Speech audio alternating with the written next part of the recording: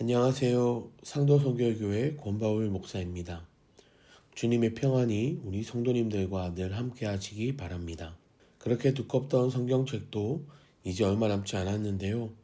모든 성도님들 조금만 더 힘내어 성경 통독의 기쁨을 누리시길 바랍니다. 오늘은 신약 성경 데살로니가 전후서와 디모데 전후서에 대하여 알아보겠습니다. 먼저 데살로니가 전서입니다. 데살로니가 전서는 데살로니가인에게 보내는 첫 번째 편지의 의미가 있으며 사도 바울이 기록하였습니다. 데살로니가 전서는 바울 사도가 제2차 선교 여행 도중 고린도에서 1년 6개월간 사역하던 중에 기록하였습니다. 바울은 제2차 선교 여행 도중 빌립보에 이어 데살로니가에서도 복음을 전하였는데요. 그런데 이곳에서는 안타깝게도 유대인들의 강한 핍박으로 인해 약 3주간 아주 짧은 기간 밖에 머물 수 없었습니다. 결국 유대인들의 핍박에 못 이겨 바울은 데살로니가를 떠나 지리적으로 가까운 베레아로 피신했지만 이 사람들이 베레아까지 쫓아와 바울의 선교 사역을 방해하였습니다. 결국 그곳에 디모데와 실라만 남겨두고 마게도냐 지방을 벗어나 아가야 지방의 아덴, 지금의 아테네로 피신하게 됩니다. 그래서 바울은 아덴에서 복음을 전하면서 몇 번이고 다시 데살로니가로 돌아가려고 했지만 온갖 사단의 방해로 그 계획을 이루지 못하였습니다. 이러한 상황 가운데 데살로니가에서 사역하던 디모데가 바울이 있던 고린도로 내려왔고 그곳에서 데살로니가 교회 성도들의 상황에 대한 보고를 하게 됩니다. 그리고 바울은 그 전에 들은 내용을 바탕으로 데살로니가 전서를 기술하였습니다. 디모데가 보고한 내용은 다음과 같은데요. 데살로니가 교회 성도들이 강팍한 유대인들과 이단들로부터 극심한 핍박을 받고 있지만 여전히 바울이 전한 그 복음을 붙들고 있다는 것이었습니다. 그리고 교회의 성도들이 더욱 열정적인 신앙으로 주님의 재림을 소망 가운데 붙들며 믿음을 더욱 견고히 하고 있다는 것이었습니다. 그래서 바울은 그러한 데살로니가 성도들의 믿음을 칭찬하고 어떻게 사는 것이 하나님을 기쁘시게 하는 삶인지, 또한 그들의 고백처럼 예수님이 다시금 재림주로 오신다는 사실을 강조하였습니다. 데살로니가 전서는 크게 두 부분으로 나눌 수 있는데요. 1장부터 3장까지는 바울 사도의 칭찬과 격려에 대한 내용이 나오게 되며 4장과 5장에는 재림을 기다리는 성도의 생활에 대한 교훈을 이야기하고 있습니다. 이어서 데살로니가 후서입니다. 데살로니가인들에게 보내는 두 번째 편지이며 역시 사도 바울이 기록하였습니다. 이 편지에는 앞에서 말씀드린 데살로니가 전서를 보낸 후 얼마 지나지 않아 다시 보낸 서신서인데요. 짧은 시간 동안 우리가 예상할 수 있듯이 그곳의 상황과 성도들의 모습은 크게 달라지지 않았습니다.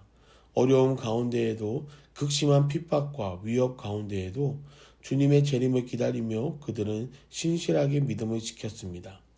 그런데 문제가 생긴 겁니다. 바울이 전한 재림과 부활에 대한 말씀들이 그들에게 오해가 되었던 모양입니다.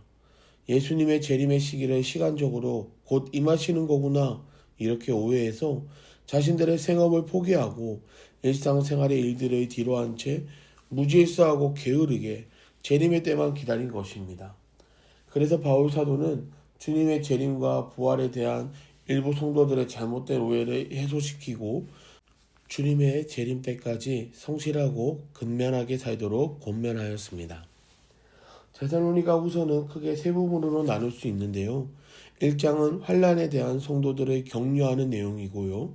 2장은 재림의 징조에 대하여 이야기하며 3장은 재림의 신앙을 권면하게 됩니다. 이어서 디모데 전서입니다. 성경 이름에서도 알 수 있듯이 디모데에게 보내는 첫 번째 편지이며 저자는 사도 바울입니다. 기록 시기는 성경에는 나와 있지 않지만 바울이 2년간의 가택연금에서 풀려난 후 제4차 선교 여행 도중 에베소에서 목회를 하던 디모데에게 쓴 편지입니다. 그 내용을 보면 목회에 대한 권면이 나와 있습니다. 우리가 알다시피 바울은 그를 주 안에서 참 사랑했는데요. 바울이 1차 선교여행 도중 갈라디아 지방의 루스드라에서 그를 처음 만났고 그리스도인이 되었습니다. 그리고 후에는 그의 가장 귀한 동력자이자 영적인 아들이 되었습니다. 디모데는 비록 어린 나이였지만 당시 소아시아 지역의 중심이었던 에베소에서 교회를 맡아 사역하였습니다. 그러다 보니 바울은 알려주고 싶은 게 많은 겁니다. 그래서 그의 목회 사역을 돕고자 목회자로서 갖추어야 할 자질과 성도들을 치료하는 지침들을 이 디모데 전서를 통하여 보내게 됩니다. 디모데 전서는 크게 두 부분으로 나눌 수 있습니다. 1장에는 바울 사도의 개인적 권면에 대하여 나와 있고요. 2장과 6장까지는 바울 사도의 목회 사역 지침에 대하여 나와 있으며 믿음의 선한 싸움을 싸울 것을 기술하였습니다.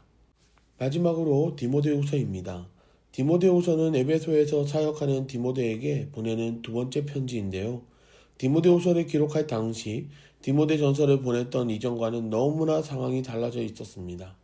네로 황제가 그리스도인들을 핍박하였고요. 바울 자신도 가택연금을 당할 때와는 달리 일반 죄수와 같은 취급을 받으며 로마의 지하 감옥에 갇혔습니다. 이러한 상황 가운데 바울은 곧 자신이 죽을 것을 알고 디모데에게 이 두 번째 편지를 기록하였습니다. 그렇기에 디모데후서는 보통 바울 사도의 유언서라고 불리기도 합니다.